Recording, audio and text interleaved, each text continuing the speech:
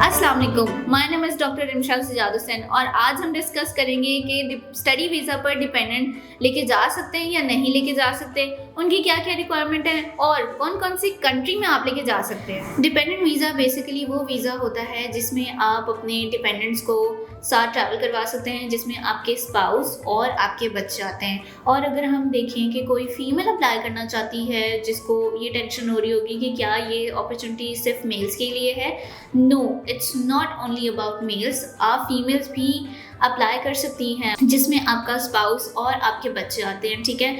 और अगर आपका स्पाउस आपके साथ ट्रैवल कर रहा है तो उनको फुल टाइम अलाउ होगा कि वो 24 आवर वर्क कर सकते हैं एंड आपको भी पार्ट टाइम अलाउ होगा that you can work up to 20 hours in a week.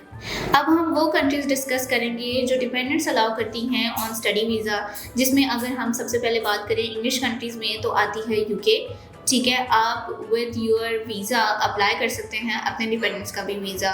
It can B, अब आप सोच रहे हो कि कितने नंबर मतलब कितने डिपेंडेंट्स अलाउ हो सकते हैं, तो it can be like up to 4 to 5, right. और अगर हम यूरोप की बात करें तो यूरोप में हमारे पास आते हैं स्वीडन और फिनलैंड, ठीक है। इसके अलावा और भी कंट्रीज़ हैं जिनमें आप अपने डिपेंडेंट्स को साथ ट्रैवल करवा सकते हैं, बट उनमें ये है कि आप लाइक उनमें थोड़ा सा टाइम गैप होता है कि आप थोड़े से गैप के बाद बुला सकते हैं। जैसे कि अगर हम लोग बात करें आयरलैंड की, तो आयरलैंड में आप अपनी स्टडीज़ कंप्लीट करने के बाद जब आपको PSW मिलता है, अब आप ये सोच रहे हो कि PSW क्या होता है, तो PSW का मतलब होता है पोस्ट स्टडी वर्क, जो कि आपको डिग्री कंप्लीट करने के बाद गवर्नमेंट की तरफ से मिलता है as a student. So Ireland में आप अपने स्टूडेंट वीज़ा पर, जब आपका स्टूडेंट वीज़ा ख़त्म होता है आपकी स्टडी का बेसिकली और आपको पोस्ट स्टडी वर्क मिलता है, तो उसमें आप अपने डिपेंडेंट्स को बुला सकते हैं। और अगर हम बात करें इंग्लिश कंट्रीज़ की, तो उसमें हमारे पास आ जाता है ऑस्ट्रेलिया।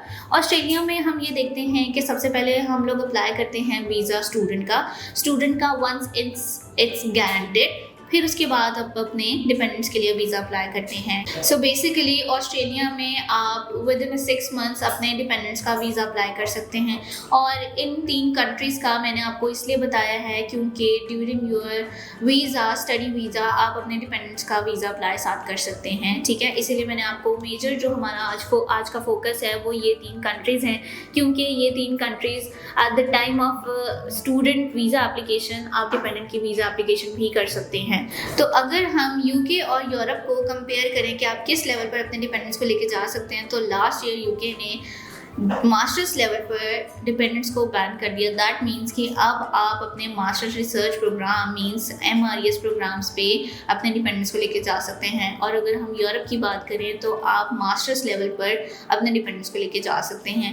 यूके में हमारे पास ऐसी बहुत सारी यूनिवर्सिटीज़ हैं जिनमें आप डिपेंडेंट्स के साथ ट्रैवल कर सकते हैं ऑन MRES, जिसमें आपको समटाइम्स प्रपोजल रिक्वायर्ड है and sometimes no, because proposal एक मेजर रिक्वायरमेंट है आपकी MRES के लिए, बिकॉज इटसेल्फ ही आपको डिफाइन कर रहा है कि आपको रिसर्च के लिए आपको प्रपोजल रिक्वायर्ड होगा, ठीक है। इसीलिए यूके में कुछ यूनिवर्सिटीज़ रिसर्च प्रपोजल रिक्वायर्ड करती हैं और कुछ यूनिवर्सिटीज़ रिक्वायर्ड नहीं करती। और अगर हम फर्दर इसकी डीप कन्वर्सेशन में जाएं तो यूनिवर्सिटी की डिफरेंट रिक्वायरमेंट्स होती हैं, जैसे कि IELTS, PT, लैंग्वेज सर्च, और कौन कौन सी यूनिवर्सिटीज़ हैं जो कि आपको विदाउट इंग्लिश टेस्ट भी रिसर्च प्रपोजल में एडमिशन दे देती हैं। अब हम ये डिस्कस करेंगे कि स्टूडेंट जब अपने डिपेंडेंट को लेके जाता है तो उसके कौन से प्रोज हैं, कौन से। सबसे पहले हमारे पास जो प्रो आ जाता है वो ये है कि आपको फाइनेंशियल सपोर्ट मिल सकती है from your dependent. That means कि आपका डिपेंडेंट जो आपके साथ जा रहा है वो 24 आवर वर्क कर सकता है,